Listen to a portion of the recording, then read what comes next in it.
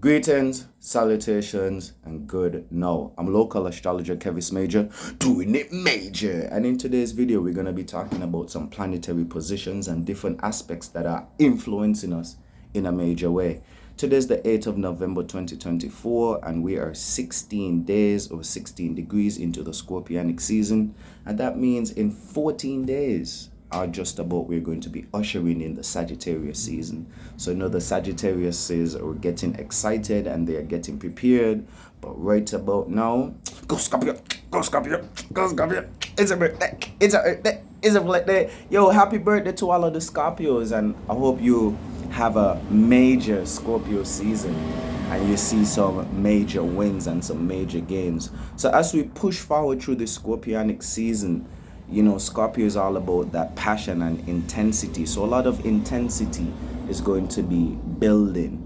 A lot of drama is in the air as we push forward with our transformations and self-discovery and understanding different hidden aspects of ourselves, people, places, and things, and different circumstances and situations that influence surround our life. So the sun is the spotlight in Scorpio, the 8th house, and again, dealing with our transformations. Now, I just want to say this because transformation is important, it's critical, it's vital to life and the cycle of life. And so, as we go forward with our transformations, things transform in different ways, and certain types of transformation gonna ruffle a few feathers and affect people in a negative way. You understand me? So, you can't really watch nothing. You gotta go forward with a certain type of empathy and compassion for others while you're doing your self-transformation. So you don't want anything to really bubble over and spill over onto others. But at the same time, the Scorpionic season is about ruffling a few feathers. You understand me? Because you're trying to transform, and that might aspect or influence people in different ways. And we are talking about your spiritual path and heading towards your destiny. And so a certain level of selfishness, self-centeredness is going to have to, be exuded, because Scorpio, right? Scorpio ain't really selfish because it's a water sign and it deals with connectivity and relating to others. But at the same time, the fixated nature could make Scorpios just hone in and lock into, whatever they're doing. And so we have that influence right now to just lock in on our renewal and our healing and our self-transformation. And again, that might rub people the wrong way. So just keep that in mind. And you might get ruffle a few feathers at this point in time. And that leads us into our next planetary position, which would be Moon in Aquarius. Because, Moon deals with your inner man's, your inner woman's, or your inner child, how you react or respond to people, places, and things, circumstances that surround you. So your emotions and your inner movement and turmoil and heavens and hell that is happening internally. And so the moon is in Aquarius, a crescent moon in Aquarius. And we know that the Aquarius is a really futuristic, forward thinking, liberty with a certain sense of independence. So we're going to be reacting and responding to innovative ideas and also our associations and affiliations and groupings that tap us into our long-term goals. And this a crescent moon represents, growing, because the moon is going from new and going into the stage of crescent half and stuff like that before it becomes full. So crescent phase represents growth and intention setting, because you want to have a good production, you want to have some good growth, so you're setting good intentions for moving forward with your growth. So this makes it a perfect time to continue nurturing those new goals and new intentions that you may have set under the new moon that we had a few days ago. And this one is going to be particularly surrounding your community and associations and affiliations, like I mentioned, and also intellectual pursuits, because we know that the Aquarius is or intellectual by nature, just because they like to communicate and get their points across and listen to other people and merge those ideas together for the collective good. So the moon in Aquarius is really going to be emphasizing our need, internally for being a part of something that is bigger than us, and being a part of a collective, a collective consciousness. And the moon is going to be in late degrees of Aquarius on Sunday, as it's getting ready to go into Pisces. So again, those late degrees are good for reflecting, and shifting your awareness internally, and preparing your mind for the next transit. We have Mercury in Sagittarius. A lot of fire is in the air at this point in time. So Mercury in Sagittarius, early degrees of Sagittarius as well. So that makes us a bit more, sporadic or hot-headed, quick to the punch. We're a bit more straightforward. And Sagittarius again deals with expansion and exploration. So we are truth-seeking with the way how we're communicating and thinking and analyzing information. We're trying to get to the bottom of certain mysteries when it comes to the scorpionic energy, and the fire is bringing it to the surface. So this position encourage broad-minded thinking or exploration that might lead you to, overlook certain small details, because Sagittarius isn't really meticulous. So we have the moon, in Aquarius, in sort of an expanded situation where we are dealing about collective issues. And then also Sagittarius is about expansion. So again, you don't want to go over or brush over important details that you should be paying attention to. So that's one of the mistakes that could happen, or the influences with Mercury being in Sagittarius or just being in fire. You might be thinking too fast or communicating too fast without, checking all of the finer details. All right. So again, our mind, Mercury mind, is going to be more predicated on philosophy and adventure and learning and things that make you feel expanded. So doing things different or being a bit spontaneous or just pushing yourself a bit outside of your comfort zone when it comes to, even the type of information that you might be looking at, because ultimately what goes in could expand you. All right, so keep that in mind. Don't miss the smaller things are the minor details. We have Venus in Sagittarius, so more energies in Sagittarius. So Mercury and Venus are going to be conjuncting or sharing the spotlight, sharing energies, intermixing and dancing and flirting together. So this conjunction is going to electrify or energize this Sagittarius energy a bit more when it comes to our curiosity. So Venus is in late degrees of Sagittarius, and again lines us up, aligns us with our more adventurous side, the side of us that seeks for freedom in relationships and even our value system. You don't want to have anything that is restricting you or keeping you down at this point in time.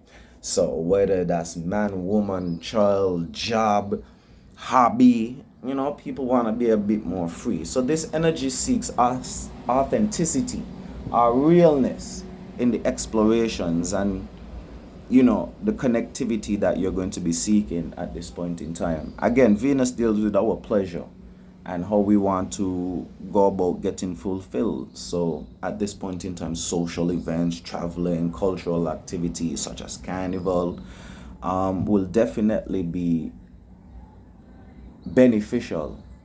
And one thing I want to say with this carnival season, a lot of people just go for carnival for the enjoyment, which is fine, and the pleasure, the partying, but people miss the education in carnival and diving deeper into their culture. And I know that by the time Carnival is in its fulfillment, we're going to be out of the Scorpio season and people are not going to be so deeply connected. It's going to be about Sagittarius energy, more explosive, exploration, curiosity, enjoyment. But we still need to carry that essence of deeply connecting to what it is that we're doing and having a level of sacredness, if that's a word, you know, when it comes to our carnival.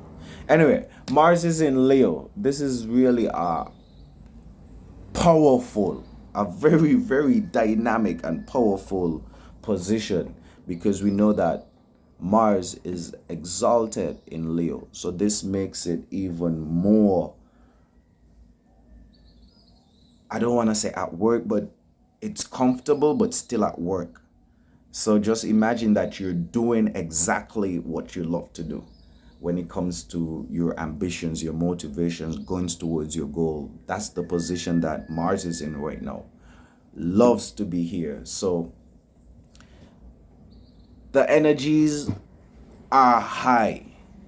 Yeah, Leo adds a lot of passion and courage and desire to make a mark and to make an impression and to make lasting change, you know what I'm saying, or a lasting impact which can benefit bold and creative projects and endeavors. Mars is going to stay in Leo for some time until January, so providing us several weeks for channeling all of this, you know, energy when it comes to just going towards your goals. This is a very, very, I'm gonna have to do a whole separate video because this transit favors, you know, taking the center stage and grabbing the bull by the horn and really tackling obstacles and really just buckling down and dealing with what you gotta deal with. Like very, very powerful transit. It's crazy how, you know what I'm saying, this is going to be ushering in Donald Trump era. But hey, again, Leo, very charismatic, very bold, very entertaining, charming. So there's a certain gift or ease when it comes to our goals and achieving them at this point in time. You need to look out or expect increased enthusiasm and motivation for creative endeavors. But I also want to say this too. Mars deals with libido, sex drive, that inner beast. You understand? So you got to be quite disciplined with how you use that energy as well. So I ain't even gonna get into specifics and great detail, but again, libido and sexual drive, your vitality in some way, shape, or form. So you really need to transmute that energy and guide it into the right, you know, aspects. All right, another position that is very important is Jupiter in Gemini in retrograde. So retrograde puts us in a internalizing state where we're reassessing knowledge, and anything to do with RE is applied to the energies in Gemini. So Mercury deals with our knowledge, our beliefs, and you know, knowledge and wisdom, understanding, experiences. Gemini is the house of communication and being social, happy, intellectualizing, and dealing with your close connections like your siblings and close peers. So applying the RE energies, reevaluating, you know, lessons learned when it comes to, you know, your close people who are not necessarily your close confidant, you know what I'm saying? Again, peers, siblings, your community, you know, people in your neighbors and stuff like this, and how you socialize just within your community. So you're kind of reintegrating, and the retrograde period asks us to be a bit cautious with the information overload, because retrograde kind of slows down or muddies communication, because again, you're going over things that you already done. So you could understand where, okay, let's say you're asking somebody what their name is and you already know what their name is a million times. Small situations like this is how retrogrades could play out, to just cause a bit of distortion when it comes to transmutation of information. And again, this is in Gemini, so communicating our beliefs and the deeper meanings behind the things that we are doing and our intentions could get a bit muddied at this point in time. The last transit that we are going to discuss, our position rather, is Saturn in Pisces in retrograde. So again, retrograde applies the RE energy of reassessing, redoing, relearning. Saturn in Pisces signifies how we stabilize our life as we go towards our dreams. There's certain boundaries and limitations and restrictions that we set for ourselves so we don't go carried away when it comes to attaining certain things that are not so easy to go towards when it comes to idealism and our ideal world. So again, Saturn is helping us to go about, these more idealistic feelings that we could manifest into actual tangible things. Better believe it. But at the same time, Saturn helps us to be realistic about going towards these higher ideals, are things that we wish and dream that we could have in our 3D physical life. And so, a moment of reassessment and revaluing and creating certain boundaries and understanding the limits of our dreams. This influence helps us to grow spiritually and grow in certain creative pursuits, because in your mind everything is possible, but you may not have the physical resources to actually go about and do it. So again, that's what Saturn in Pisces taps us into, being introspective about our emotional states and intuitive matters, and giving us a sense of reality in this time going forward.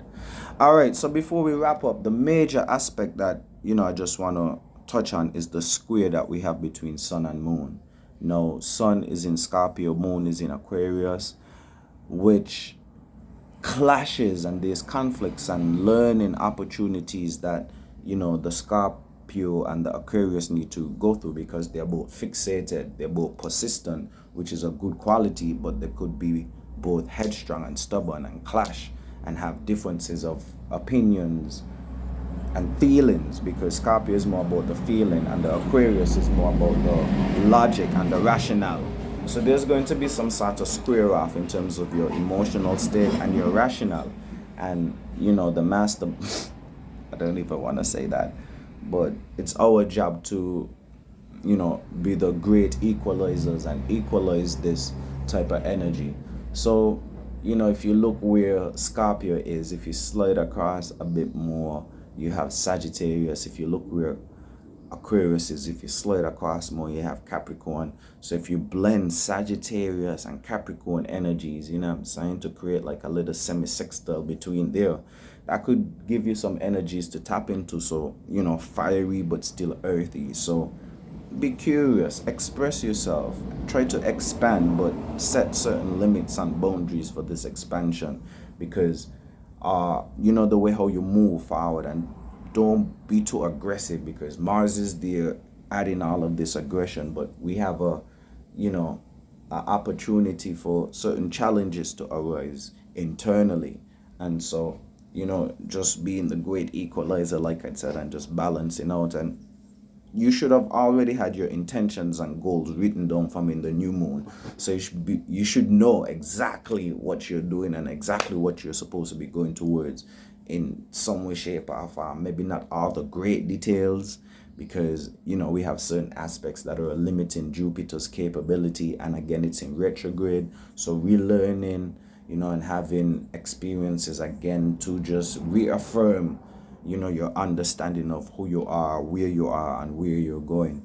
So as we continue moving through the Scorpionic season and transforming ourselves and just seeing transformation happening around us, let's take power and control over this transformation And one of the major ways of doing that is having a natal reading or transit reading that could allow you to have greater insight as to where these influences are more influencing you on the aspect of life that you should be focusing on to go forward and live your life with a more deeper connection to the cosmos and to yourself, and just have some sort of guide. Because believe it or not, astrology is a way of life. All right, major farewell until we greet again. I'm a local astrologer, Kevis Major, doing it major.